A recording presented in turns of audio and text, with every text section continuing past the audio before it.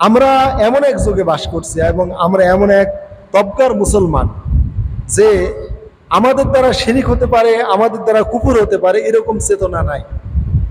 অর্থাৎ এই চিন্তা চেতনা আমাদের ভিতরে আসেই না যে আমাদের দ্বারা শিরিক হতে পারে, আমাদের দ্বারা কুফরি হতে পারে, এই চিন্তা আমাদের নাই। তাহলে আমরা কেমন তবকার ইমানদার হয়ে গেছি, কেমন তবকার মুসলমান হয়ে গেছি যে ইমানের সাথে কুফরি এবং শিরিকের চিন্তা আমাদের উঠে গেছে যে না, আমার দ্বারা আর শিরিক হবে না, আমার দ্বারা কুফর হবে না। কিন্তু আমরা আলিম ওলামা আমরা দেখতে পাই যে আল্লাহর এই কথাগুলো সত্য, ওয়ামা ইউমিনু আকসারুহুম বিল্লাহ ইল্লা ওয়া হুম মুশরিকুন, যে অধিকাংশ ইমানদারের মধ্যে শিরিক আছে। আমরা দেখতে পাই আমাদের মানে এলেমের লাইট দিয়ে, এলেমের আলো দিয়ে, কোরআন সুন্নাহর জ্ঞান দিয়ে আমরা দেখতে পাই যে অধিকাংশ ইমানদারের মধ্যে শিরিক আছে। ওমা ইয়াকফুরু বিল ঈমান, আল্লাহ বলেছেন ঈমানের সাথে কুফরি করে। আমরা আমাদের আলো দিয়ে, কোরআনের আলো দিয়ে, হাদিসের আলো দিয়ে, আমরা আকীদা দিয়ে আমরা দেখতে পাই যে আমাদের অধিকাংশ ইমানদারের ভিতরে কুফরি আছে। তাহলে আমরা এটা দেখতে পাই, কিন্তু আপনারা আপনাদের চেহারার যে মানে শিরিক এবং কুফর নিজের ভিতরে আছে এটা আপনারা দেখতে পান না, কিন্তু আমরা দেখতে পাই। কেন দেখতে পান না? ওইরকম ইমান, আমল, আকীদা, কোরআন সুন্নাহর জ্ঞান হাসিল করতে আপনারা পারেন নাই। যদি কোরআন সুন্নাহর এবং ইসলাম আকীদার পরিপূর্ণ জ্ঞান আপনারা অর্জন করতে পারতেন, তাহলে আপনারা ওই শিরিক কুফর আপনারা চিনতে পারতেন এবং মুনাফিক আপনারা চিনতে পারতেন। এই জন্যে যেহেতু আপনারা চিনতে পারেন না, তাই আমরা যারা চিনতে পারি আমাদের দায়িত্ব রোগ ধরে দেয়া। তো ডাক্তারেরা শারীরিক রোগের চিকিৎসক, আর আমরা হলাম মানুষের মানসিক বা ইমানি রোগের চিকিৎসক। ইমানের ভিতরে যখন শিরিক ঢুকে যায়, কুফর ঢুকে যায়, নিফাক ঢুকে যায়, তখন আমরা আমাদের মেশিন দিয়ে, আমরা আমাদের ইমানি, ইসলামী, হাদিসের, কোরআনের জ্ঞান দিয়ে আমরা ওই রোগগুলো চিহ্নিত করতে পারি। এটা কুফর, এটা শিরিক, এটা নিফাক, আমরা ওইগুলো চিহ্নিত করতে পারি। তাই আলেম ওলামারা মানুষের রুহানি বা ইমানি রোগের ডাক্তার, আর এইসব জাগতিক ডাক্তারেরা মানুষের ফিজিক্যাল বা শারীরিক ডাক্তার। এজন্য হাজিরিন, মুমিন ইমানের সাথেও শিরিক করে, মুমিন ইমান আনার পরেও কুফরি করে, এটা আল্লাহ তাআলা জানিয়ে দিয়েছেন। এবং এটা শতভাগ সত্য কথা যে অধিকাংশ ইমানদারের ভিতরে শিরিক আছে বা শিরিকের প্রতি সমর্থন আছে, অধিকাংশ ইমানদারের ভিতরে কুফরি আছে বা কুফরির প্রতি সমর্থন আছে। তাহলে সরাসরি কেউ শিরিক করে, কেউ শিরিককে সমর্থন করে, সরাসরি কেউ কুফরি করে, আবার কেউ কুফরিকে সমর্থন করে। এই দুইটাই শিরিক এবং কুফরের নামান্তর। তো এইখানে আল্লাহ তাআলা বলছেন ওমা ইয়াকফুর বিল ঈমান, যারা ইমানের সাথে কুফরি করে, মানে ইমান আনার পরেও কুফরি করে, ফাকাদ হাবিত আমালুহু, তার সব আমল বরবাদ হয়ে যাবে। তাহলে ইমানদার ইমানের সাথে কুফরি করে, মানে ইমানদার নিজেকে দাবি করে, দাবি করার পরেও কুফরি কর্ম করে। ওই কুফরি কর্ম করার দ্বারা কি হয়? ফাকাদ হাবিত আমালুহু, তার ওই আমলগুলো নষ্ট হয়ে যায়, বাতিল হয়ে যায়। ওয়া ফিল আখিরাতি মিনাল খাসিরিন, আর এই আমলগুলোর দ্বারা সে পরকালে কামিয়াব হতো, কিন্তু আমল যেহেতু নষ্ট হয়ে গেছে তাই সে পরকালে ক্ষতিগ্রস্তদের মধ্যে শামিল হবে। তাহলে এখন আমরা দেখব যে কিভাবে আমাদের ঈমান নষ্ট হয়ে যায়, কিভাবে আমরা শিরিক এবং কুফরি করে ফেলি। যেমন শিরিকের একটা কথা বলি যে আমাদের সমাজে বা আমাদের দেশে একটা বড় পূজা হয়ে গেল। পূজার নাম কি? কি পূজা? কালী পূজা, দুর্গা পূজা, যে পূজাই হোক, দুর্গা পূজা এটা তো যাই হোক, একটা বড় পূজা হয়ে গেল আমাদের সমাজে। এই পূজাটা তো সঠিক, তাই না? তারা যে মুশরিকেরা যে পূজা করলো, পূজাটা তো সত্য, তাই না? পূজা সত্য, এই জন্য আমরা মুসলমানেরা তাদের শুভেচ্ছা দিয়েছি যে দুর্গা পূজার শুভেচ্ছা বা কালী পূজার শুভেচ্ছা। তাহলে পূজা করা ভালো বা পূজা করা খুবই একটা প্রিয় কাজ বা ইবাদত, অতএব এইটা শুভ ইচ্ছা। শুভেচ্ছা মানে শুভ ইচ্ছা। তাহলে মুসলমান পূজায় শুভেচ্ছা দেয়, পূজাকে শুভেচ্ছা দেয়, শুভেচ্ছা মানে শুভ ইচ্ছা। তার মানে এই শুভেচ্ছা দ্বারা আমি ওই শিরিককে আমি সমর্থন করলাম, এই শুভেচ্ছা জানিয়ে তাদেরকে আমি স্বাগতম জানালাম, ওয়েলকাম জানালাম যে তোমরা যারা শিরিক করছো, আল্লাহর সাথে যারা অংশ স্থাপন করছো, এই বিভিন্ন কালী, কার্তিক, গণেশ, এই যে তোমরা পূজা করছো, এগুলো ঠিক আছে, এগুলো করা ভালো, অতএব তোমাদের এই ভালো কাজে আমাদের শুভেচ্ছা আছে, মানে কি আমাদের শুভ ইচ্ছা আছে, আমরাও এই ইচ্ছাটা পোষণ করি। তোমরা শিরিক করো, আমরা এই ইচ্ছাটা আমরা পোষণ করি। তাহলে মুসলমান একটা ভোটের জন্য তাদের শুভেচ্ছা দিল। এখন বলতে পারেন যে এই শুভেচ্ছা দেওয়া কি খারাপ? হ্যাঁ, খারাপ।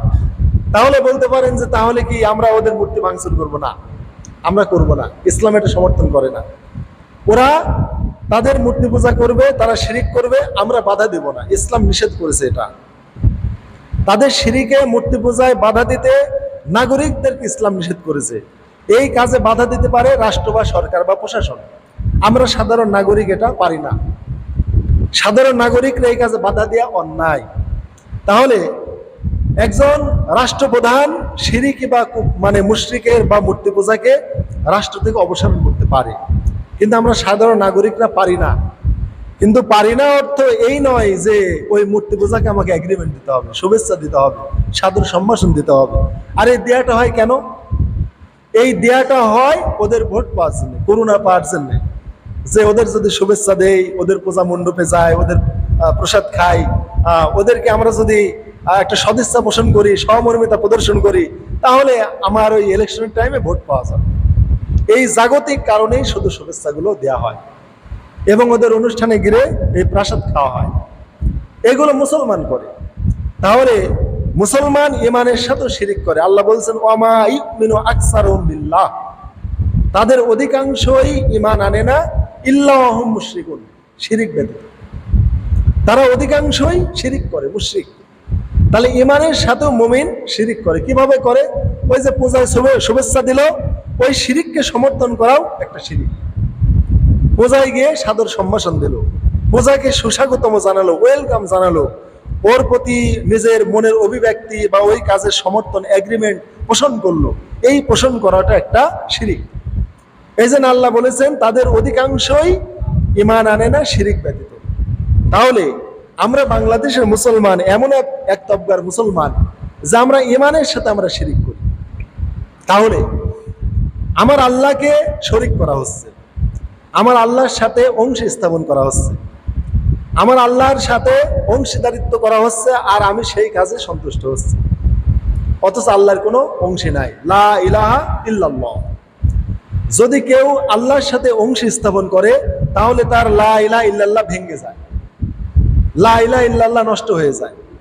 আপনি যদি আপনার স্ত্রীকে বলেন যে আমি তোমাকে তালাক দিলাম, আমি তোমাকে তালাক দিলাম, আমি তোমাকে তালাক দিলাম, কেউ যদি তার স্ত্রীকে এইভাবে তালাক দিয়ে দেয়, তাহলে ওই যে একটা ইমাম বলেছিল যে অমুকের মেয়ে অমুক আপনার এত টাকা মোহরে আপনাকে স্বামী হিসেবে কবুল করেছে, আপনি তাকে স্ত্রী হিসেবে কবুল করেন।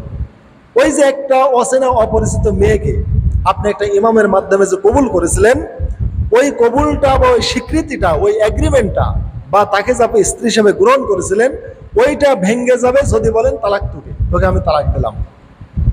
তাহলে তোকে আমি তালাক দিলাম এই কথার দ্বারা ওই আপনার কবুলটা নষ্ট হয়ে গেছে, ভেঙে গেছে, ওই বিবাহটা বিচ্ছেদ হয়ে গেছে।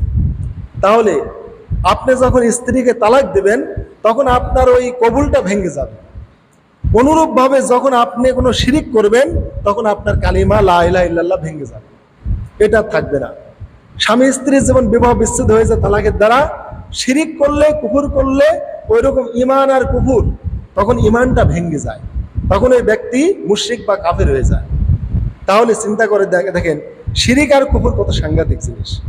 তাই মুসলমান কখনো পূজায় শুভেচ্ছা দিতে পারে না। অতএব যারা দিয়েছেন, এগ্রিমেন্ট দিয়েছেন, টেলিভিশনে চায়ের স্টলে পূজা হয়েছে, চা খেয়েছেন, চা পান করেছেন আর দেখেছেন, পান খেয়েছেন, সিগারেট খেয়েছেন আর পূজা দেখেছেন, ঢোল তবলার বাজনা আর নৌকায় ঘুরে ঘুরে ডুবাচ্ছে, কি আনন্দের সাথে দেখেছেন আর আনন্দ উদযাপন করেছেন ওদের সাথে। এই যে একটা এগ্রিমেন্ট দিয়েছেন, এটা আল্লাহ মহা অসন্তুষ্ট হয়েছেন যে বান্দারা আমার সাথে শিরিক স্থাপন করা হয়েছে, আমার অংশ স্থাপন করা হয়েছে, আমি তো অংশীদার না, এই পৃথিবীর কোনো কিছুই বানাতে আমার কারো লাগে নাই। আল্লাহ কুন ফায়াকুন, ইন্নামা আমরুহু ইযা আরাদা শাইআন আয়াকুল লাহু কুন ফায়াকুন। আল্লাহ যখন কোনো কিছু করার ইচ্ছা করেন, ইরাদা আল্লাহ করেন। ইরাদা মানে এমনি এমনি ইচ্ছা করা, এমনি এমনি। ওয়ায়াখলুকু মা ইয়াশা, আল্লাহ যা ইচ্ছা করেন তাই করেন, যা ইচ্ছা তাই তিনি সৃষ্টি করতে পারেন, ইচ্ছা। অতএব আল্লাহ ইয়াশা মানে ইচ্ছা করা, ইরাদা মানে ইচ্ছা করা। তো ইয়াশা এবং ইরাদা যেমন ফাআলুল লিমা ইউরিদ, আল্লাহ যা খুশি তাই করেন। তো আরাদা ইয়ারিদ এবং ইয়াশা, তাহলে ইয়াশা এবং ইউরিদ, তাহলে ইরাদা এবং ইয়াশা এটা আল্লাহ করেন, মানে ইচ্ছা, এটা এমনি এমনি করা। আর নিয়াত কালব, অন্তর দিয়ে করা। আর নিয়াত হুয়া ইরাদাতু বিল কলবি, কোনো কিছু অন্তর দিয়ে কামনা করার নাম নিয়াত। আর কোনো কিছু মুখ দিয়ে এমনি এমনি বলা, এটা ইরাদা বা ইচ্ছা। তাহলে ইরাদা বা ইচ্ছা ইয়াশা এটা আল্লাহ করে। আল্লাহ যে কোনো জিনিস যখন ইচ্ছা করেন তখন শুধু আল্লাহ বলেন কুন, হও, অমনি ফায়াকুন, ওটা হয়ে যায়। তাহলে আল্লাহ যদি কোনো কিছু করার ইচ্ছা করেন তাহলে আল্লাহ তার মুখ দিয়ে বলেন কুন, হও, মানে আমি যেরকম চাচ্ছি ওরকম হও, সাথে সাথে হয়ে যায়। তাহলে এত বড় আসমান জমিন আল্লাহ কি দিয়ে বানিয়েছেন? আল্লাহ ইচ্ছা করেছেন যে আমি এরকম 7 স্তবক আসমান বানাবো, এরকম আল্লাহ ইচ্ছা করে বলেছেন কোন, হও, অমনি 7 স্তবক আসমান হয়ে গেছে। আল্লাহ ইচ্ছা করেছেন যে আমি এরকম 7 স্তবক আমি জমিন বানাবো, এই জমিনে এত পাহাড় থাকবে, গাছগাছালি থাকবে, খালবিল থাকবে, পুকুর পুষ্করণী থাকবে, সাগর মহাসাগর থাকবে, এরকম আল্লাহ ইচ্ছা করে বলেছেন কোন, অমনি হয়ে গেছে, ফায়াকুন, হতে দেরি নাই। একটা জিনিস শুধু হাত দিয়ে বানিয়েছেন, আদম। আদম ছাড়া কাউকে হাত দিয়ে বানান নাই। আল্লাহ ইচ্ছা করেছেন আমি ফেরেশতা বানাবো, ওরা নূরের তৈরি হবে, ওরা না নারী হবে না পুরুষ হবে, ওরা বউ বাচ্চা লাগবে না, খাবার দাবার লাগবে না, কোন, হও, ফায়াকুন, অমনি হয়ে গেছে। আল্লাহ বলেছেন আমি আগুন দিয়ে একটা আমি মানে জীবন বানাবো, আগুন দিয়ে একটা প্রাণী বানাবো, ওরা আগুনের মতো মিশে থাকবে, ওরা এরকম শক্তিশালী হবে, ওরা বাতাসে ওরা ঘুরে বেড়াতে পারবে, চোখের পলকে তারা পৃথিবীর এক প্রান্ত থেকে আরেক প্রান্তে যেতে পারবে। তারপরে ওরা বিভিন্ন আকৃতি, তোরা কুকুর, গাধা, সাপ ইত্যাদির আকৃতি ধারণ করতে পারবে। আল্লাহ বললেন কোন, ফায়াকুন, অমনি জিন হয়ে গেছে। কিন্তু আল্লাহ ইচ্ছা করেছেন ওয়াইজ ক্বালা রাব্বুকা লিল মালাইকাতি ইন্নী জাইলুন ফিল আরদি খলিফা, আল্লাহ বললেন আমি পৃথিবীতে খলিফা পাঠাতে চাই। তখন ফেরেশতারা আপত্তি করেছিল। তাহলে অন্যান্য বিষয় সৃষ্টি করতে ফেরেশতাদের সাথে পরামর্শ করে নাই, শুধু আল্লাহ চিন্তা মানে একটা ইচ্ছা করেছেন, হয়ে গেছে। আর মানুষকে সৃষ্টি করার আগে আল্লাহ ফেরেশতাদের সাথে পরামর্শ করলেন। তারপরে আল্লাহ ভাবলেন যে এরকম আমি বানাবো, ওরা ফেরেশতা হবে না, ওরা আগুনের তৈরি, জিন হবে না, ওরে বিবি বাল বাচ্চা থাকবে, ওদের সন্তান হবে, ওদের পেট থাকবে, ওদের রিজিক অন্বেষণ করতে হবে, ওদেরকে আমি পৃথিবীতে ঠাঁই দেবো, এরকম আল্লাহ ইচ্ছা করলেন। পরে আল্লাহ পৃথিবীর উপর থেকে এক মুষ্টি মাটি নিলেন, নিয়ে ওই এক মুষ্টি মাটি দিয়ে আল্লাহ তাআলা আদমকে সৃষ্টি করলেন। এই একমাত্র আদম বা ইনসান বা মানুষকেই আল্লাহ নিজ হাত দিয়ে সৃষ্টি করেছেন। আর যা কিছু দেখছেন, ওই 7 স্তবক আসমান, জমিন, চন্দ্র, সূর্য, গ্রহ, এত সুবিশাল প্রশান্ত মহাসাগর, আটলান্টিক মহাসাগর, আমাদের দেশের বঙ্গোপসাগর, যা বলেন কোনো কিছু আল্লাহ নিজ হাতে সৃষ্টি করেন নাই, শুধু বলেছেন কোন, হও, অমনি হয়ে গেছে। তাহলে আল্লাহ যখন কোনো কিছু করার ইচ্ছা করেন বলেন কোন, হও, অমনি হয়ে যায়। কিন্তু মানুষ সৃষ্টির ইচ্ছা করে আল্লাহ বলেননি কোন, হও, এরকম আল্লাহ বলেননি। নিজ হাতে নিজ গঠনে যে আল্লাহ তাআলা বলেছেন যে আহসানে তাকওয়িম, সর্বোত্তম মানে চেহারা দিয়ে, সুরত দিয়ে, আকৃতি দিয়ে আল্লাহ তাআলা সুরত দিয়ে এই মানুষকে আল্লাহ সৃষ্টি করেছেন নিজ হাতে। আল্লাহ কোথায় নাক দিবেন, কোথায় চোখ দিবেন, কোথায় ভুরু দিবেন, কোথায় চুল দিবেন, কোথায় আল্লাহ কলব দিবেন, আল্লাহ কোথায় পেট দিবেন, সব কিছু আল্লাহ নিজ হাতে আল্লাহ এত সুন্দর করে আমাদের সৃষ্টি করেছেন। আল্লাহ করে এই জন্য আল্লাহ আমাদের সম্মাননা দিলেন, ওয়ালাকাদ কাররামনা বানি আদম, অবশ্যই আদম সন্তানকে আমরা সম্মাননা দিয়েছি। কি সম্মান? যে আল্লাহ নিজ হাতে আমাদের সৃষ্টি করেছেন, অথচ পৃথিবীর কোনো মাখলুককে তিনি নিজ হাতে সৃষ্টি করেননি। তাহলে ইরাদা এবং ইয়াশা, এই ইচ্ছাটা আল্লাহ করেন, করে কোন বলেন অমনি হয়ে যায়। আর নিয়াত ইরাদাত বিল কলবি, অন্তরের অন্তঃস্থল থেকে কামনা করাকে আরবিতে নিয়াত বলা হয়। এই জন্য আল্লাহ করে ইরাদা, বান্দা করে নিয়াত। এই জন্য ইবাদতের জন্য নিয়াত শর্ত, যে ইন্নামাল আমালু বিন্নিয়াত, যেটা প্রায় বুখারী সহ সকল হাদিস গ্রন্থের একবারে 1 নম্বর হাদিস হিসেবে উল্লেখ করে। যে সকল কাজ নিয়াতের উপরে নির্ভরশীল। অতএব আমার আপনার নিয়াত যদি ঠিক না হয় তাহলে সেই আমলটা আমাদের করা সম্ভব হবে না। তো যাই হোক, যেটা বলছিলাম যে কোনো ইচ্ছা পোষণ করা কোনো মানুষের পক্ষে এটা ঠিক না। শুভেচ্ছা কখনো কোনো মানুষ দিতে পারে না। শুভ ইচ্ছা ভালো করে বুঝেন, এই শুভেচ্ছা শব্দটাই একটা শিরকি কথা, শুভেচ্ছা শব্দটাই একটা মুশরিকি কথা। শুভেচ্ছা মানে শুভ ইচ্ছা। আমি একটা ভালো বা শুভ ইচ্ছা পোষণ করলাম, আর ওই ভালো হয়ে যাবে, ওটা হয়ে যাবে। আপনি ইচ্ছা করেন তো যে স্ট্যান্ডটা নতুন হয়ে যাক, ইচ্ছা করেন দেখি ভক্ত হয় কিনা। আপনি ইচ্ছা করেন তো যে আমি যেন এখনই আমার একটা কিছু হয়ে যায়, আমি যেন আকাশে উড়ে যাই, ইচ্ছা করেন দেখি হন কিনা। তাহলে শুভ ইচ্ছা মানে ভালো ইচ্ছা। তাহলে মানুষ যে বলে যে আমার শুভ ইচ্ছা আছে বা শুভেচ্ছা দিলাম, শুভেচ্ছা মানুষ দিতে পারে না। শুভেচ্ছা কে দিতে পারে? আল্লাহ পারে। আল্লাহ শুভেচ্ছা দিতে পারে, মানুষ কখনো শুভেচ্ছা দিতে পারে না। আল্লাহ যখন কারো কল্যাণ চান, যে আল্লাহ নিজেই বলেছেন ওয়ামা জাআল আলাইকুম ফিদ-দীনি মিন হারাজ, আল্লাহ আমাদের যে দিনটা দিয়েছেন সুন্দর করে আল্লাহ দিয়েছেন। তারপর আল্লাহ বলেছেন ইন্নামাল উসরি ইউসরা, নিশ্চয় ভালোর সাথে মন্দ আছে বা মন্দের সাথে ভালো আছে, আল্লাহ তাআলা জানিয়ে দিয়েছেন। তারপর আল্লাহ বলেছেন আল্লাহ তোমাদের কোনো ক্ষতির ইচ্ছা করেন না, আল্লাহ তোমাদের মঙ্গল চান, কল্যাণ চান। এই যে আল্লাহ কোরআনে বিভিন্ন কথা বলেছেন, তাহলে আল্লাহ শুভ ইচ্ছা করতে পারে, বান্দা কখনো শুভ ইচ্ছা করতে পারে না। আল্লাহ যখন শুভ ইচ্ছা করেন তখন ওই আল্লাহ ইচ্ছা অনুযায়ী ওইটা হয়ে যায়। তাহলে বান্দা যদি শুভ ইচ্ছা করে সেটা কি হবে? বান্দা কখনো শুভেচ্ছা পোষণ করতে পারে না, বান্দা নিয়াত করতে পারে। ইন্নামাল আমালু বিন্নিয়াত, এই জন্য আমরা নামাজে নিয়াত করি, নামাজে আমরা নিয়াত করি। নিয়াত মানে ইচ্ছা না, নিয়াত মানে আন্তরিক ইচ্ছা। নিয়াত মানে আন্তরিক ইচ্ছাকে আরবিতে নিয়াত বলা হয়। আর এমনি এমনি একটা ইচ্ছা পোষণ করাকে ওটাকে ইরাদা বলা হয়। তাহলে আল্লাহ কোনো কিছুর যদি ভালো ইচ্ছা করেন ওটা ভালো হয়ে যায়। আল্লাহ যদি কোনো বিষয়ে আল্লাহ মন্দ ইচ্ছা করেন বা অকল্যাণের ইচ্ছা করেন ওটা অকল্যাণ হয়ে যায়।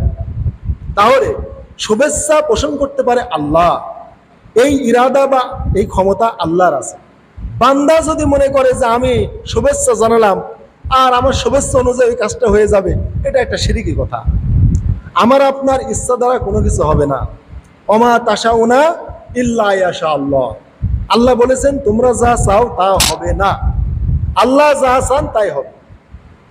তাহলে আমরা শুভেচ্ছা পোষণ করলাম আর শুভ হয়ে গেল, তাহলে আমাদের শুভ ইচ্ছা দ্বারা একটা জিনিস শুভ হবে না, আল্লাহর শুভেচ্ছা দ্বারা শুভ ইচ্ছা দ্বারা ওই কাজটা শুভ হবে। তাই যারা এই যে পূজাতে শুভেচ্ছা দেয় এরা এত জ্ঞান পাপী, সাধারণ নর্মাল জ্ঞানটুকুও নাই যে কোথায় আমি শুভেচ্ছা দিচ্ছি। শুভেচ্ছা দেয়াই তো ঠিক না, শুভেচ্ছা দেয়াটাই ঠিক না। শুভেচ্ছা কেন দিবেন? শুভেচ্ছার মালিক তো আপনি না, আপনার ইচ্ছা দ্বারা তো কোনো কিছু হবে না। ওমা তাশাউনা, আল্লাহ নিজেই বলেছেন তোমাদের ইচ্ছা অনুযায়ী কিছু হবে না, ইল্লা ইয়াশা আল্লাহ, আল্লাহ ইচ্ছা করলে হবে। তাহলে আল্লাহ বলেছেন ইয়াশা, ভালো করে বুঝেন, ইয়াশা আর ইরাদা এটা আল্লাহ করতে পারে, আর বান্দা কি করতে পারে? নিয়াত। নিয়াত কিভাবে করা হয়? ইরাদাতু বিল কলবি, কলব দিয়ে তামান্না বা আন্তরিক ইচ্ছাকে নিয়াত বলা হয় আরবিতে। আর ইয়াশা বা ইচ্ছা এটা আল্লাহ করতে পারে। এজন্য আল্লাহ বলেছেন ওমা তাশাউনা ইল্লা ইয়াশা আল্লাহ, তোমাদের ইচ্ছা অনুযায়ী কিছু হবে না, আল্লাহ যা ইচ্ছা করবেন তাই হবে। তাহলে এই যে পূজায় যে মুসলমান শুভেচ্ছা একটা পোষণ করলো, এই শুভেচ্ছা পোষণ করাই তো ঠিক না। তার উপর আবার শিরিকের উপরে শুভেচ্ছা, মানে শিরিককে শুভেচ্ছা, নাউজুবিল্লাহ। মানে আমার আল্লাহর সাথে শরিক হচ্ছে, আমার আল্লাহর সমকক্ষ স্থির করে নৌকায় নিয়ে ড্যান্স দিচ্ছে, ঘুরছে, আর আমি বলছি শুভেচ্ছা শুভেচ্ছা, শুভ ইচ্ছা শুভ ইচ্ছা। তাহলে ভালো ইচ্ছা ভালো ইচ্ছা, আমি এটাকে ভালো মনে করি, কল্যাণ মনে করি। অতএব হাজিরিন, বিগত দিনের শেখ হাসিনা বলেছিল এবার কালী হাতের পেটে আইছে, শেখ হাসিনার এমন গেছিল, তাই না? আমরা আলেমরা গর্জে উঠেছিলাম, আমিও উঠেছিলাম যে একটা বাংলাদেশের প্রধানমন্ত্রী হয়ে কিভাবে বলতে পারে যে এবার কালী হাতের পেটে চলে এসেছে, দেশের ফসল ভালো হয়েছে। তো হাসিনা বললে এটা শিরিক হয়, আর টুপিওয়ালারা বললে, আলেম ওলামা বললে, রাজনীতির লোকেরা এটা বললে শিরিক হয় না। পূজায় শুভেচ্ছা দিলে শিরিক হয় না। হাসিনা যদি এটা বলে শিরিক হয়, আর এই লোকগুলি বললে শিরিক হয় না, অন্যান্য রাজনীতিবিদ বললে শিরিক হয় না। আমাদের ইনসাফ করতে হবে। হাসিনা বললেও শিরিক, টুপিওয়ালারা বললেও শিরিক, শিরিক শিরিক। অতএব হাসিনা শুধু পূজায় শুভেচ্ছা দিছে, টাকা পয়সা দিছে, আর বলেছে হাতির পেটে কালি আইছে, আর এই হুজুরেরা, টুপিওয়ালারা আর রাজনীতিবিদেরা বলতেছে রোজা আর পূজা এক, এইগুলো বললে আর শিরিক আর হয় না। এইখানেও আলেমদের ওই রকম গর্জন ছাড়া দরকার, সেই রকম গর্জন ছিল হাসিনার টাইম। তো হাজিরিন, বড় দুঃখ, মুসলমান কি কাজে ইমান যায় এটা জানে না। আমার রাজনীতির নেতা নেত্রী বা আমার রাজনীতির যিনি এমপি বা আমাদের আমির, উনি বলেছেন, আমরা স্বীকৃতি দিয়ে দিলাম। এত সহজ না ইমান, ইমান বেচতে রাজি নাই। দল পার্টি করেন কিন্তু ইমানটা বেচেন না। দল পার্টি করেন, জাগতিক কারণে করছেন করেন, বা আল্লাহর দিন কায়েমের জন্য করছেন করেন, কিন্তু এর অর্থ এই না যে আমার ইমানটা বিসর্জন দিয়ে আমাকে করতে হবে। ইমানটাই যদি বিসর্জন দিয়ে দল করতে হয়, তাহলে তো আর পরকাল বলতে কিছু থাকে না। তাহলে কোনো মুসলমান কখনো পূজায় কখনো শুভেচ্ছা জানাতে পারে না। আর শুভেচ্ছা জানানো কোনো মানুষের পক্ষে ঠিক না। শুভেচ্ছা দিবেন আল্লাহ। আল্লাহ যখন কোনো বিষয়ের শুভ ইচ্ছা পোষণ করেন, ওইটাকে শুভ হয়ে যায়। বান্দা যদি শুভ ইচ্ছা পোষণ করে, শুভ হয় না। তাহলে শিরিকের প্রতি শুভেচ্ছা, আল্লাহর নাফরমানির ক্ষেত্রে শুভেচ্ছা, এটা কোনো মুসলমান মেনে নিতে পারে না। আল্লাহ এত রাগ করেন, এত অসন্তুষ্ট হন শিরিকের প্রতি, যে ইন্না শিরকা লা যুলমুন আযীম। আল্লাহ বলেছেন শিরিক সবচাইতে বড় জুলুম, সবচাইতে বড় জুলুম আল্লাহ, এটা আল্লাহ কোরআনে বলেছেন। ওয়ালাকাদ উহিয়া ওয়া ইলাল লাযিনা মিন ক্বাবলিকা লাইন আশরাকতা লা ইয়াহবাতান্না আমালুকা ওয়া লা তাকুনান্না মিনাল খাসিরিন। আল্লাহ বলেছেন, হে নবী, তোমার প্রতি এবং তোমার পূর্বে যত নবী রাসূল পাঠিয়েছি, সকলের প্রতি আমার ওহী ছিল, যদি তুমি আল্লাহর সাথে শিরিক করো, অবশ্যই তোমার সব আমল বরবাদ। ওয়া লা তাকুনান্না মিনাল খাসিরিন, আর নিশ্চয় নিশ্চয় অবশ্যই অবশ্যই তুমি আখিরাতে ক্ষতিগ্রস্ত হয়ে যাবে। তাহলে শিরিক এত সাংঘাতিক ভাইরা, এই জন্য শিরিক সাংঘাতিক, শিরিকের প্রতি সম্মতি থাকা যাবে না। আমাদের উপমহাদেশটা শিরিকে ভরা। বিগত দিনগুলোতে এই শিরিকের গন্ধ আমাদের আকাশে বাতাসে মুখরিত হয়ে গিয়েছিল। ভারতে শিরিক, বাংলাদেশে শিরিক, শ্রীলঙ্কায় শিরিক, শুধু আল্লাহর নাফরমানি আর আল্লাহর সাথে অংশ স্থাপন। এই মানে দূষিত বায়ু শিরিকের, এইটা আমাদের ভিতরেও, আমাদের নাকেও এসেছিল। তো নাক দিয়ে সবই ঢুকবে। আমরা যে শ্বাস প্রশ্বাস নিচ্ছি, আমাদের অক্সিজেনও যাচ্ছে, আবার নাইট্রোজেন, কার্বন ডাই অক্সাইড, তারপরে সিএফসি, বিভিন্ন বিষাক্ত পয়জন জীবাণু, ওটাও যাচ্ছে। কিন্তু আল্লাহ তাআলা ওই ফুসফুসে একটা ছাকনা রেখেছেন।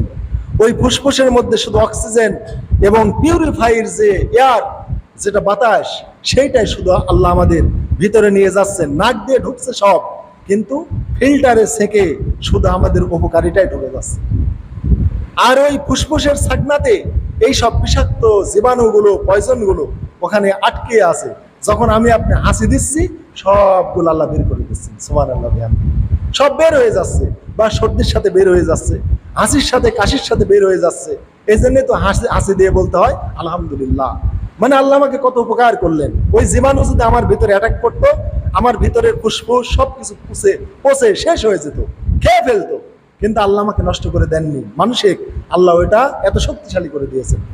তাহলে ওই ফুসফুসের ছাকনা যদি না থাকে, অ্যাটাকের ক্ষমতা না থাকে, জীবাণু ঢুকে নষ্ট করে ফেলবে। তো এই আমাদের বাংলাদেশ উপমহাদেশে শিরিকের বাতাস, শিরিক আর শিরিক। কারণ আমরা মুসলিমদের সাথে চলাফেরা করি, আমরা হিন্দুদের সাথে চলাফেরা করি, যারা মূর্তি পূজা তাদের সাথে চলাফেরা করি, করতে করতে ওই চামড়ার গোডাউনের মতো হয়ে গেছে। যারা কাজ করে তাদের গন্ধ লাগে না। আর যদি আনেয়াবাদে যদি যান, দুর্গন্ধে থাকা যায় না। মেথরের নাকে বিষ্টার গন্ধ লাগে না, মলমূত্রের গন্ধ লাগে না, ও ওইগুলোই করে যে। তো আমরা শিরিক কুফরের পাশাপাশি থাকতে থাকতে এমন হয়ে গেছে, অনুভূতিটাই শেষ হয়ে গেছে। এই জন্য হাজিরিন, মুসলমান কখনো শিরিককে শুভেচ্ছা দিতে পারে না, শুভেচ্ছা পোষণ করতে পারে না। যার ইমান মজবুত আছে, শক্ত আছে, ওই যে ফিল্টার সেকে নেবে, শুধু ইমান, সত্য কথা, হেদায়েতের বাণী, ওইটাই শুধু ইমান এবং কলবে যাবে। আর যদি ইমানটা এরকম শক্ত মজবুত না থাকে, তাহলে শিরিক, কুফর, বেদাত সব নিফাক ওই কলবে ইমানে সব ঢুকে যাবে, ঢুকে ইমানটাই নষ্ট করে দেবে। আপনি তখন আর ঘ্রাণ পাবেন না। নাকের ঘ্রাণ শক্তি নষ্ট হয়ে গেলে কোনটা সুঘ্রাণ আর কোনটা দুর্গন্ধ কিছুই আর পাবেন না।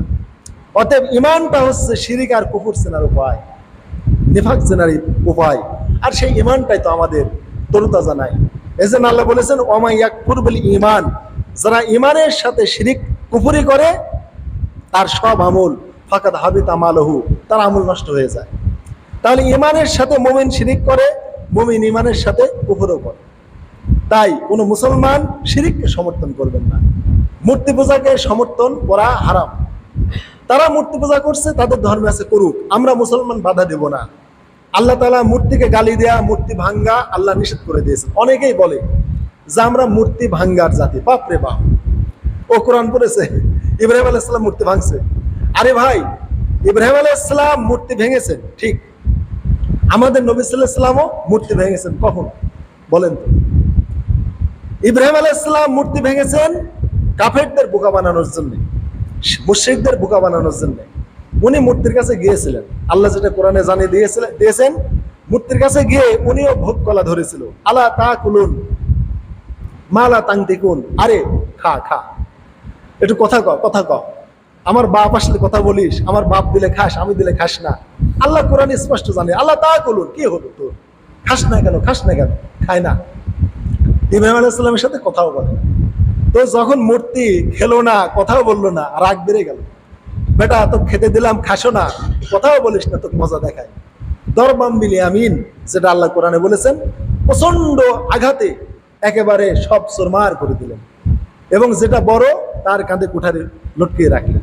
তো যাই হোক, ইব্রাহিম আলাইহিস সালাম ভেঙেছেন ওই তার বাপ দাদাকে বা তার গোষ্ঠীর লোককে, বংশের লোককে বোকা বানানোর জন্য। দেখো, তোমরা এদেরকে খাও, খায় না, কথাও বলে না, কিছুই করতে পারে না।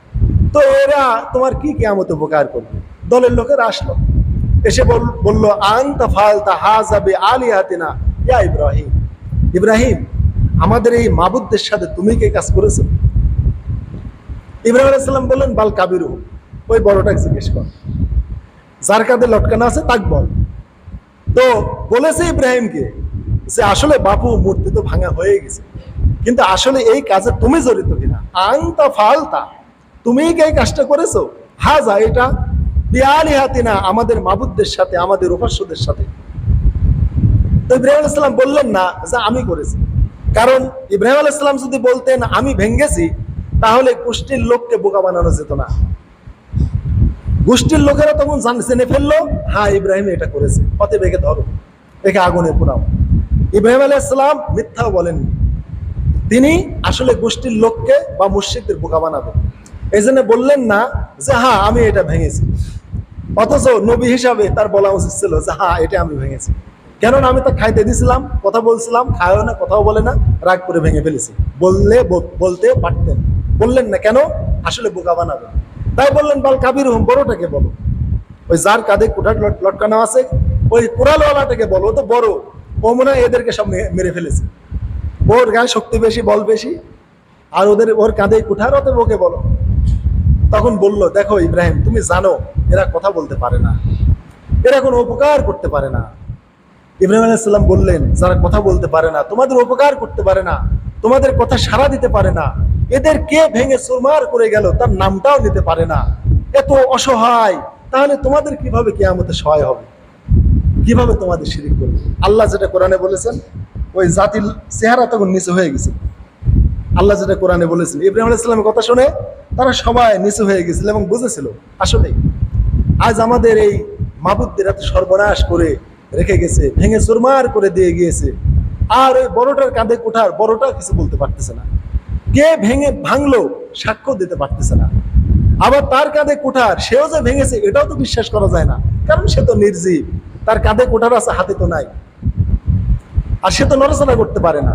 তাহলে এই বড়টা ভেঙেছে এটাও ঠিক না, আবার এই বড়টা সাক্ষ্য দিচ্ছে না কে ভাঙতে পেরেছে। সব দিক দিয়ে তারা একেবারেই ইব্রাহিম আলাইহিস সালামের দলিলের কাছে ছোট হয়ে গেল, একেবারে নুয়ে পড়লো। কিন্তু রাষ্ট্র ক্ষমতা তাদের হাতে, তারা বললো যে কোনো কিছু দেখার নাই, এ ছাড়া কেউ করে নাই, ওকে আগুনে জ্বালিয়ে ফেল।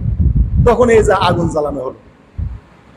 তারপরে আল্লাহ বললেন আগুনকে, ইব্রাহিমের প্রতি তুমি আরামদায়ক, শান্তিদায়ক হয়ে যাও, এটা বড় কথা না। ইব্রাহিম আলাইহিস সালাম তাহলে ভেঙেছিলেন তাদের বোকা বানানোর জন্য। আর আল্লাহ তার জন্য এটা বৈধ করেছিলেন। আর আমাদের নবী সাল্লাল্লাহু আলাইহি ওয়াসাল্লাম কখন ভেঙেছেন? মদিনায় যাওয়ার পর, ইসলামী রাষ্ট্র বা স্টেট কায়েমের পর এবং মক্কা বিজয়ের পর, যখন আর মূর্তি পূজার আর কেউ নাই, মূর্তি পূজার আর কেউ নাই। কারণ নবী সাল্লাল্লাহু আলাইহি ওয়াসাল্লাম যখন মক্কা বিজয় করলেন, মক্কার আবু সুফিয়ান কাফেরেরা দলে দলে ইসলাম কবুল করলো, তাহলে আর কে মূর্তি পূজা করবে? ভালো করে বুঝেন, আমরা যে বলি যে আমরা মূর্তি ভাঙ্গার জাতি, গড়ার জাতি না, আমরা মূর্তি ভাঙ্গার জাতি। কিন্তু কখন ভাঙতে হবে? এখন নাকি? এখনই ভাঙবো? ওরা পূজা করতেছে, ওদের মন্দিরে মূর্তি আছে, ভেঙে ফেলবো? আল্লাহ রাসূল সাল্লাল্লাহু আলাইহি ওয়াসাল্লাম মূর্তি কোন টাইমে ভেঙেছেন? মূর্তি ভেঙেছেন যখন মক্কার মুশরিকেরা ঈমান এনে ফেললো, আর শিরিক করার কেউ নেই, আর মূর্তি রেখে লাভ কি বলেন? আর কি লাভ? আপনার গোয়ালে যখন গরু আছে, আপনি গোয়ালকে গোয়াল হিসেবে ব্যবহার করবেন, কিন্তু যখন গরু থাকবে না, আপনি তখন পেঁয়াজ রাখবেন, রসুন রাখবেন, গোডাউন বানাবেন, তাই তো? নাকি ওভাবে ফেলে রাখবেন? এখন মুশরিকেরা মূর্তি পূজা করেছে, মুশরিকেরা এখন ঈমান এনে ফেলেছে, আর শিরিক করার মতো কেউ নাই, তাই মূর্তিগুলো ভেঙে ফেলেছেন, আর মূর্তি রাখার দরকার নাই। এক। দ্বিতীয় কথা হলো, আল্লাহ রাসূল সাল্লাল্লাহু আলাইহি ওয়াসাল্লাম রাষ্ট্রীয় ক্ষমতায় মূর্তি ভেঙেছেন, একক ক্ষমতায় বা দলীয় ভাবে না। ইসলাম স্টেট কায়েমের পর রাজকীয়ভাবে সৈন্য সামন্ত নিয়ে গিয়ে মূর্তি ভেঙেছেন। আর ওই নবী সাল্লাল্লাহু আলাইহি ওয়াসাল্লাম দীর্ঘ 13 বছর ওই মাক্কি জীবনে ছিল, কোনো মূর্তিকে ভাঙা তো দূরের কথা, গালিও দেয় নাই, একটা আঙ্গুলের আঁচড়ও দেয় নাই। কি জন্যে? তখন মক্কা রাষ্ট্র ক্ষমতা রাসূলের ছিল না। তাহলে বুঝে রাখেন, রাষ্ট্র শক্তি ছাড়া মূর্তি ভাঙা কখনো জায়েজ নাই, এটা বিশ্বাস করতে হবে আপনাকে। আল্লাহ রাসূল রাষ্ট্র ক্ষমতা নিয়ে, সেনাবাহিনী নিয়ে গিয়েই তিনি মূর্তি ভেঙেছেন। অতএব আমি আপনি পাবলিক দেশের নাগরিক হিন্দুদের মন্দিরে গিয়ে তাদের মূর্তিগুলো ভাঙতে পারবো না। ইসলাম এত সুন্দর। এখন বলতে পারেন হুজুর তাহলে শুভেচ্ছা দিলে সমস্যা কি? ভাই বুঝতে হবে, আমরা মূর্তি ভাঙবো না, কিন্তু আমরা শুভেচ্ছাও দিব না। ইসলাম এটাই আমাদের শিক্ষা দেয়। অতএব ওরা স্বাধীনভাবে ওদের ধর্ম পালন করবে। যদি পারে রাষ্ট্রশক্তি বা ইসলামিক স্টেট যদি কায়েম হয়, তাহলে সরকার ইচ্ছা করলে সেনাবাহিনী দিয়ে ওদের মূর্তিগুলো ভাঙতে পারে, কিন্তু আমি আপনি ভাঙতে পারবো না। আল্লাহ তাআলা কোরআনে জানিয়ে দিয়েছেন, তোমরা ওদের মূর্তিদেরকে, মাবুদদেরকে গালি দিও না, দিলে ওরা অজ্ঞতাবশত শত্রুতা করে তোমার আল্লাহকেও গালি দেবে। অতএব আমরা যদি ওদের মূর্তি ভাঙি, ওরা আমাদের আল্লাহকে গালি দেবে। এই জন্য আল্লাহকে গালি মূলত আমরাই দেয়ালাম। এই জন্য আল্লাহ রাসূল বলেছেন, মানুষ তার নিজের মাকে গালি দেয়া সবচেয়ে বড় গুনাহ। সাহাবায়ে কেরাম বললেন, ইয়া রাসূলুল্লাহ, মানুষ কি তার মাকে গালি দেয়? কয় হ্যাঁ দেয়। কয় কিভাবে দেয় একটা মানুষ কি তার মাকে গালি দেয়? আল্লাহ রাসূল বললেন, মাকে গালি দেয়া হলো একটা মানুষ আরেকটা মানুষের মাকে গালি দেয়, ওই মানুষটা উল্টো আবার তার মাকে গালি দেয়। তাহলে এই লোক যদি ওই লোকের মাকে গালি না দিত, ওই লোকটা উল্টো এর মাকে গালি দিত না, তাহলে এইভাবেই মূলত তার মাকে সে গালি শোনালো, এই গালিটা মূলত সেই দিল। এই জন্যে মাকে তুলে গালি দিয়ে আল্লাহ রাসূল হারাম করেছেন, যে মায়ে গালি দেয়া সবচাইতে বড় হারাম। আল্লাহর সাথে শিরিকের পরেই সবচাইতে বড় কঠিন গুনাহ হলো নিজের মাকে গালি দেয়া। আর আমরা তো মনে করেন যে ওপেন মাকে গালি দেই, সরাসরি জন্মদাত্রী মাকে আমরা গালি দিই, কিন্তু রাসূল অন্যভাবে বলেছেন ব্যাখ্যা করে, যে একজন মানুষ তার মাকে গালি দিল, উল্টো আবার তার মাকে গালি দিল। কিন্তু আমরা তো তা না, আমরা বরং সরাসরি মাকে গালি দিই। কত হারামখোর সন্তান আমরা, নাউজুবিল্লাহ, যে আমরা এত বদমাইশ সন্তান যে আমরা মাকে গালি দিই। ইসলাম মাকে গালি দেওয়ার কোনো অনুমতি দেয় নাই, মায়ের সাথে কোনো খারাপ আচরণও ইসলাম অনুমতি দেয় নাই। অতএব পিতামাতা যদি কাফের মুশরিকও হয়, পিতামাতা মূর্তি পূজা করে, তাও এই পিতামাতার সাথে সুসম্পর্ক বজায় রাখার জন্য ইসলাম নির্দেশ দিয়েছে। কিন্তু এটা থাকবে আমার জাগতিক কারণে, কিন্তু আমার মায়ের কুফরের প্রতি আমার সদিচ্ছা বা শুভেচ্ছা এটা থাকবে না। অতএব এই জন্য আবু হুরায়রা রাদিয়াল্লাহু তাআলা আনহু, যেটা বুখারীর আদাবুল মুফরাদে আছে, আল্লাহ রাসূল সাল্লাল্লাহু আলাইহি ওয়াসাল্লামের হাতে সে ইসলাম কবুল করলো। করার পরে বলল, ইয়া রাসূলুল্লাহ, আমার মা আমাকে মারে, আমাকে ইসলাম ধর্ম ত্যাগ করার জন্য বাধ্য করে। তাহলে তার মানে মাকে কি মারা যাবে কিনা? আমার মা তো আমাকে মারে ঈমান আনার জন্য, তা আমি মাকে কি করবো? মারতে পারবো কিনা বা মায়ের প্রতিশোধ নিতে পারবো কিনা? আল্লাহ রাসূল বললেন, না, মায়ের কোনো প্রতিশোধ নেওয়া যাবে না। বললে, ইয়া রাসূলুল্লাহ, মা তো মুশরিক হলেও করা যাবে না, তাহলে আমার মায়ের হেদায়েতের দোয়া করেন। ঠিক আছে, আমি করবো। রাসূল হাত তুলেছেন, আবু হুরায়রা দৌড় মেরেছে। তারপরে সাহাবীরা ধরে ফেলেছে, দৌড় মারো কেন? বলে, দেখবো যে রাসূল সাল্লাল্লাহু আলাইহি ওয়াসাল্লামের দোয়া আগে কবুল হয় না আমার মা আগে ইসলাম কবুল করে, দেখবো আমি। তো আবু হুরায়রা রাদিয়াল্লাহু তাআলা বাড়িতে গেলেন, দেখলেন যে পানির শব্দ। মা বলতেছে, বাবা আবু হুরায়রা অপেক্ষা করো, আমি ইসলাম কবুল করবো, আমি গোসল করছি। তার মানে রাসূলের দোয়াটাই আগে কবুল হয়েছে আবু হুরায়রা বাড়িতে পৌঁছার আগে। এই হচ্ছে মা। মুশরিক কাফের হলেও পিতামাতার প্রতি সম্মান প্রদর্শনের অনুমতি ইসলাম দিয়েছে, কিন্তু পিতামাতার কুফরের প্রতি আমার সমর্থন থাকবে না। এই জন্য ইব্রাহিম আলাইহিস সালাম পিতাকে গালি দেননি, তার পিতা মুশরিক, গালি দেননি তিনি। অতএব পিতামাতা মুশরিক কাফের হলেও তাদের সাথে জাগতিক সুসম্পর্ক বজায় রাখতে হবে। তো হাজরিন, যে কথা বলতেছিলাম যে কুফর শিরিকের অনুমতি ইসলাম দিয়েছে, কিন্তু ওদের ধর্মকে সত্য বলে স্বীকৃতি দিতে ইসলাম নিষেধ করেছে। তাই ধর্মকে সত্য বলে স্বীকৃতি দেয়া এক জিনিস, আর ধর্ম পালনের অনুমতি দেয়া কিন্তু আরেক জিনিস। ভালো করে বুঝবো। এই জন্য আল্লাহ তাআলা যেটা বলেছেন যে ইন্নাদ দীনা ইনদাল্লাহিল ইসলাম, আল্লাহর নিকট একমাত্র মনোনীত জীবন ব্যবস্থা ইসলাম। এখন যদি আপনি মনে করেন যে পৃথিবীর সব ধর্ম সমান, পৃথিবীর সব ধর্মই ঠিক, তাহলে এটা একটা কুফর। এটাই অধিকাংশ মুসলমানের বিশ্বাস যে পৃথিবীর সব ধর্ম ঠিক, পৃথিবীর সব ধর্ম ঠিক, এটা একটা কুফর। যদি কোনো মানুষ বলে পৃথিবীর সব ধর্ম ঠিক আছে, তাহলে সাথে সাথে সে কাফের হয়ে গেছে, যতই সে ইমানদার হোক। এই জন্য আল্লাহ বলেছেন ওমা ইয়াকফুর বিল ঈমান, ঈমানের সাথে যে কুফরি করে। পৃথিবীর সব ধর্ম যদি ঠিক হবে, তাহলে আল্লাহ এত ধর্ম কেন দিলেন? খ্রিস্টান ধর্ম, ইহুদি ধর্ম ঠিক নাই জন্য আল্লাহ খ্রিস্টান ধর্ম দিয়েছেন, খ্রিস্টান ধর্ম ঠিক নাই জন্য আল্লাহ ইসলাম দিয়েছেন। তাহলে এক ধর্ম যদি ঠিক থাকতো, আল্লাহ আরেকটা ধর্ম দিতেন না? ধর্ম যখন আল্লাহ যেটা দিয়েছেন শুরুতে ঠিক ছিল। সব ধর্ম আল্লাহ এই পৃথিবীতে যত নবী রাসূল পাঠিয়েছেন, ওই নবী রাসূলের মাধ্যমে আল্লাহ যত বিধান দিয়েছেন, সব বিধানগুলোই শুরুতে বা নবীদের জীবদ্দশায় ঠিক ছিল। ওই নবীগণ যখন ইন্তেকাল করেছেন, ওই ধর্মটা বা ওই দিনটা বেঠিক হয়ে গেছে, ওইটাকে আল্লাহ ঠিক করার জন্য আল্লাহ আবার আরেক নবী পাঠিয়েছেন। অতএব পূর্বেরটা তখন ব্যান্ড হয়ে গেল। তাহলে এইভাবে ইসলাম আগমনের দ্বারা পূর্বের সকল বিধিবিধান, সকল ধর্ম সবকিছু বাতিল হয়ে গেছে। অতএব কেউ যদি বলে পৃথিবীর সব ধর্ম ঠিক, ইহুদি ধর্ম ঠিক, খ্রিস্টান ধর্ম ঠিক, হিন্দুদের ধর্ম ঠিক, সব যদি ঠিক থাকে, তাহলে আপনি জগা খিচুড়ি, কোনো কিছুই নাই। তাহলে হরি আল্লাহ ধরিস হবে গত জমার মতো, আপনার ভিতরে একটু ইমান থাকবে না। তাই হাজরিন, ধর্মকে স্বীকৃতি দেয়া, ধর্ম পালনের অনুমতি দেয়া আলাদা জিনিস। আমরা এই বাংলাদেশে হিন্দুদেরকে ধর্ম পালনের অনুমতি দেব, খ্রিস্টানদেরকে ধর্ম পালনের অনুমতি দেব, কিন্তু ধর্মকে সত্য বলে স্বীকৃতি দেব না। ওই ধর্মকে স্বীকৃতি দিলে ইমান চলে যাবে, কিন্তু ধর্ম পালনের অনুমতি দিলে ইমান যাবে না। কেননা ইসলাম ধর্ম পালনের অনুমতি দিয়েছে। আল্লাহ রসুল বিভিন্ন দেশ জয় করেছেন, কাফের মুশরিক ইসলাম কবুল করে নাই, বলেছেন ঠিক আছে ইসলাম কবুল করছো না, তাহলে জিজিয়া দাও, ইসলামী রাষ্ট্রে একটা ট্যাক্স দিয়ে তোমরা বসবাস করো, স্বাধীনভাবে ধর্ম পালন করো। এইভাবে আল্লাহ ইহুদিদেরকে, খ্রিস্টানদেরকে আল্লাহ আল্লাহ রসুল সাল্লাল্লাহু আলাইহি ওয়াসাল্লাম তাদের ইহুদিদেরকে ইহুদি ধর্ম পালন করতে দিয়েছেন, কিন্তু তারা জিজিয়া কর দিয়েছে। অতএব ইসলামী রাষ্ট্রে জিজিয়া কর দিয়ে তারা তাদের ধর্ম স্বাধীনভাবে পালন করবে, কিন্তু আমরা মুসলমান ওদের ধর্মকে স্বীকৃতি দেব না। অতএব হাজরিন, ভালো করে খেয়াল রাখবেন, ধর্ম পালনের অনুমতি আর ধর্মকে স্বীকৃতি দেওয়া এক বিষয় নয়। অতএব এই বিশ্বাসটা পোষণ করবেন, আর ওই ধর্ম সব ঠিক আছে এই কথাগুলো পরিহার করবেন। আর মুসলমান ছাড়া কোনো ধর্মের ক্ষেত্রে শুভেচ্ছা জানানো, স্বাগতম জানানো, সহযোগিতা করা ধর্ম পালনের ক্ষেত্রে করবেন না। সামাজিক, রাষ্ট্রীয় এগুলো করবেন। হিন্দুদের বিয়েতে সহযোগিতা করেন, তাদের চাল ডাল দিয়ে সহযোগিতা করেন, খাদ্যের অভাব সহযোগিতা করেন, ইসলাম সব দিবে। কিন্তু পূজার ক্ষেত্রে যদি কোনো সহযোগিতা করেন, এটা গুনাহ হবে। কিন্তু আমরা আবেদন জানাই যে আমাদের বাংলাদেশে রাষ্ট্রীয় টাকাগুলো পূজায় দেওয়া হয়, মূর্তি কেনার জন্য, মূর্তি বানানোর জন্য আমাদের রাষ্ট্রের টাকা, আমাদের ট্যাক্সের টাকা, আমাদের আয়ের টাকা, এইগুলো হিন্দুদের পূজার জন্য দেওয়া হয়, মূর্তি বানিয়ে পূজা করার জন্য। এই টাকাটা দেওয়া সম্পূর্ণ হারাম। এইটা আপনাদের প্রতিবাদ করা ইমানি দায়িত্ব। ওই এক টাকার মধ্যে আমার আপনার অংশ আছে। অতএব আমাদের রাষ্ট্রীয় টাকা রাষ্ট্রের সরকার হিন্দুদের মূর্তি পূজায় দিবে, এইটা মহা হারাম, মহা কুফর, মহা শিরিক, ওই শিরিকের সমপর্যায়ের গুনাহ।